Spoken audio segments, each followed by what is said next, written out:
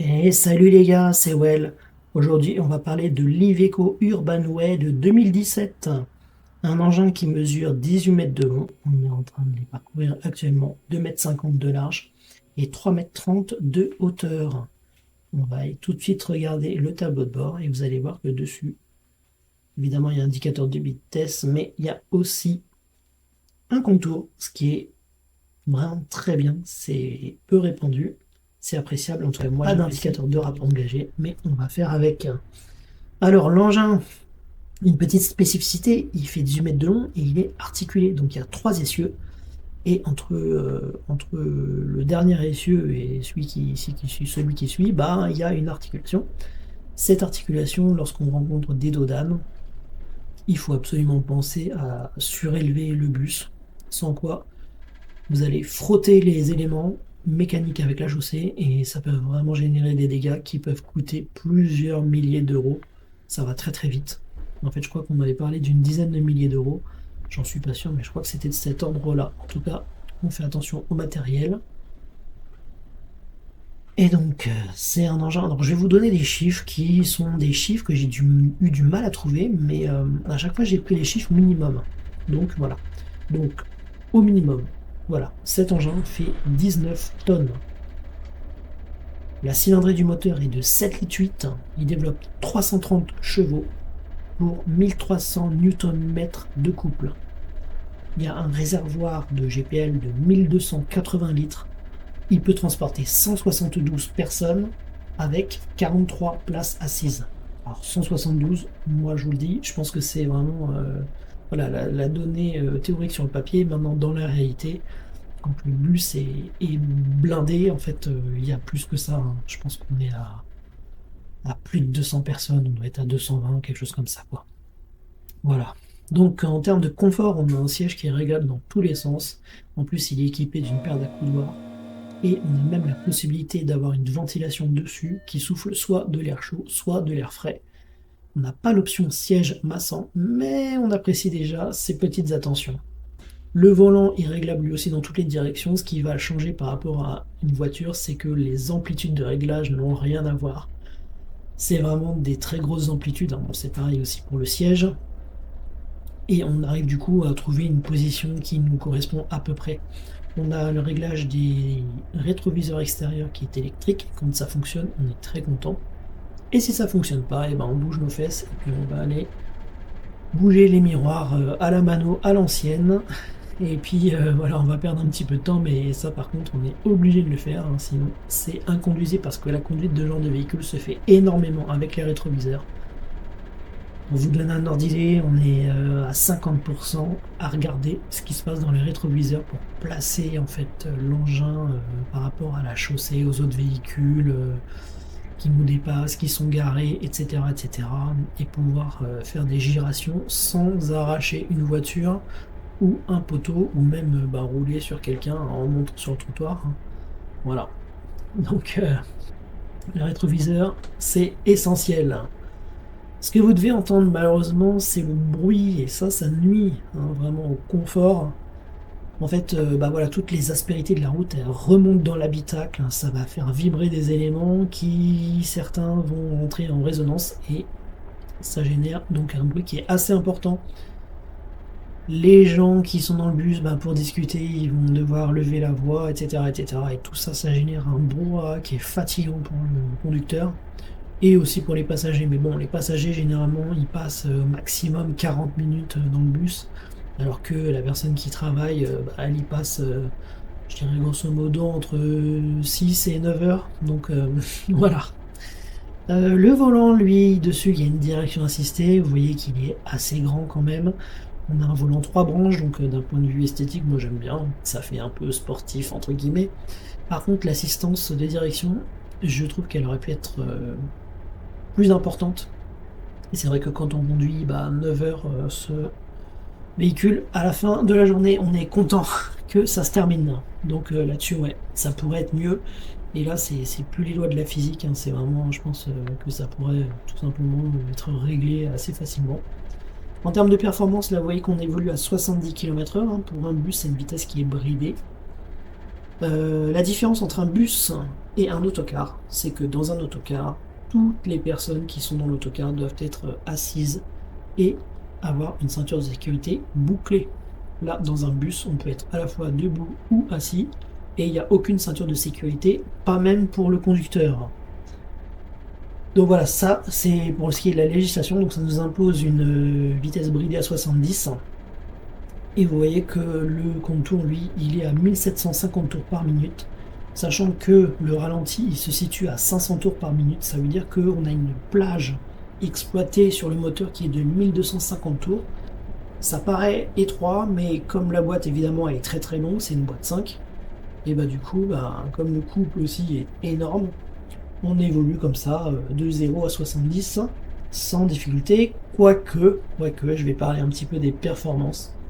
En termes d'accélération, ce qui va compter sur ce type d'engin, c'est pas le 0 à 100, puisque vous voyez, on n'atteint même pas les 100 km/h, c'est surtout le 0 à 30. C'est là que c'est ce qui est le plus utilisé, hein. On s'arrête à un arrêt, on dessert un arrêt, les gens montent, descendent, etc. Et on redémarre. Pareil pour le feu rouge, pour les entrées de rond-point, pour les stops. Et malheureusement, ben, le 0 à 30 est médiocre. Alors, on va se dire que ça n'est qu'une question d'agrément, mais non. C'est aussi une question de sécurité, notamment sur les entrées de rond-point, même sur des stops. Vous voyez, vous arrivez, vous faites votre contrôle visuel, personne, vous dites ok, j'y vais, je mets plein gaz. Et là, le temps que les 19 tonnes commencent à bouger, paf, un véhicule arrive. Et voilà. Et donc ça peut générer des accidents. Alors le véhicule, lui, c'est pas qu'il fonçait très très vite, hein, c'est juste que vous êtes extrêmement lent à démarrer. Et du coup, voilà, ça peut générer vraiment des problèmes. Faut regarder très très loin. Voilà, si vous êtes à un stop, vous faites un contrôle gauche-droite, faut vraiment regarder au loin. Si vous voyez un véhicule au loin, bah tant pis, il est urgent de s'arrêter. Et c'est cette phrase-là, hein, qu'il faut retenir quand on conduit ce genre d'engin. Il est urgent de s'arrêter. Il est urgent d'attendre. Voilà, donc vous attendez, et puis tant pis quoi, hein. Pour ce qui est du freinage, bah, le freinage il est performant, hein, malgré le poids. Je peux vous assurer que si vous avez besoin de freiner, de vous arrêter court, c'est possible. Par contre, il faudra appuyer très fort sur la pédale, mais le freinage pourra être court, excepté sur chaussée humide. Voilà, si c'est sur chaussée sèche, pas de problème. Par contre, sur chaussée humide, voilà, ça, il n'y a pas, c'est pareil, hein, il n'y a pas de miracle à les règles de la physique. Quand vous avez 19 tonnes à arrêter, ben, forcément, ça met beaucoup plus de distance que une voiture, voilà. C'est le problème. Malgré le fait qu'on ait trois essieux et des surfaces en contact avec le sol, je peux vous assurer que voilà, chaussée mouillée, les roues se bloquent. Alors il y a un ABS, hein, donc ça va se bloquer par intermittence, mais malgré tout, vous avez une distance de freinage qui fait que bah, de toute manière, si vous voulez être prudent, c'est simple, il faut réduire la vitesse absolument et puis anticiper un maximum. Alors, anticiper un maximum, ça c'est valable, hein, je dirais pour tous les véhicules, mais c'est encore plus valable pour un engin lourd. Et puis encore plus, évidemment, si c'est sur chaussée mouillée. Bon, bah voilà, hein, c'est des choses qui sont comme ça évidentes, mais ça, voilà, ça se traduit dans la réalité. Euh, je vais vous parler maintenant des évolutions la nuit. La nuit, c'est terrible parce qu'il y a des maires, notamment des maires écologistes, qui coupent l'éclairage de nuit. Voilà. Bon, c'est vrai que ça fait des économies de carbone, hein, ça permet de refroidir la planète. Mais bon, pour nous, les conducteurs de bus, c'est terrible parce que du coup, on voit moins bien la chaussée, le trottoir, etc. Et en plus, l'éclairage qu'il y a sur ce véhicule, il est complètement médiocre, il est insuffisant. Quand on est en feu de croisement, je vous montrerai une séquence, on voit mal. C'est très simple, on voit mal. Quand on est en feu de route, bah, on voit mieux, il y a vraiment une différence. Par contre, on ne peut pas évidemment être tout le temps en feu de route, forcément. Dès qu'il y a un véhicule qui arrive en face, il faut se remettre en croisement. Et voilà, c'est nul. Donc là, je pense que pareil, c'est un point que Iveco pourrait améliorer sur son engin, c'est l'éclairage. Alors il y a des feux de jour, ça va, c'est joli, c'est mignon, ça. Moi, c'est vraiment purement esthétique, hein, parce que je pense qu'en termes de signalement par rapport aux autres véhicules, si vous ne voyez pas cet engin arriver, c'est que de toute manière, les petites loupiottes vont pas changer la donne. Il faut aller d'urgence voir un ophtalmo. Mais voilà, pour ce qui est de nuit, c'est un calvaire. Je vais terminer avec des petits conseils,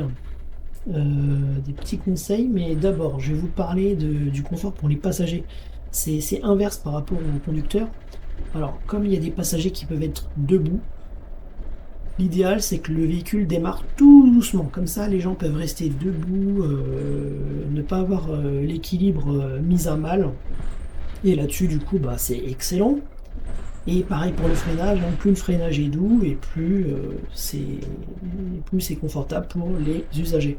Alors, pour ce qui est du freinage, on a un ralentisseur qui s'actionne lorsqu'on utilise la pédale de frein. Je pense que c'est un ralentisseur qui est sur la boîte de vitesse.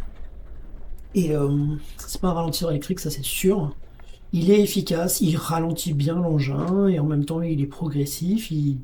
Voilà, c'est quelque chose qu'on utilise tout le temps, hein, pour justement bien ralentir le l'engin et puis faire le finish vraiment avec les plaquettes de frein, quoi.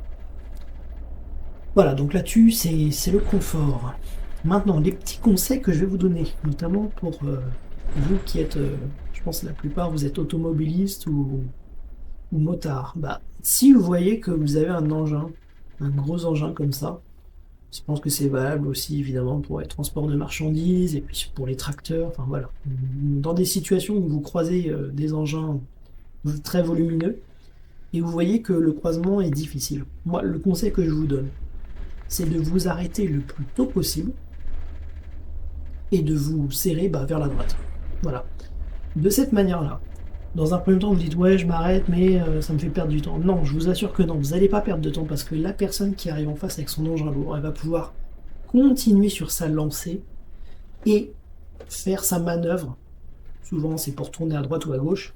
Elle va faire sa manœuvre au plus vite parce qu'elle aura de la place, elle aura vu que vous l'avez pris en compte et ça va être fluide en fait. Donc au final, vous allez gagner beaucoup en sécurité et aussi en temps finalement, et puis vous allez aussi gagner tout simplement la sympathie du conducteur qui arrive en face. Donc voilà le conseil que je vous donne. S'il y a un croisement difficile, vous vous rangez à droite et puis c'est bon. Voilà. Et là-dessus, je vais vous laisser et puis comme à mon habitude, hein, je vous souhaite à tous une bonne route et prudence.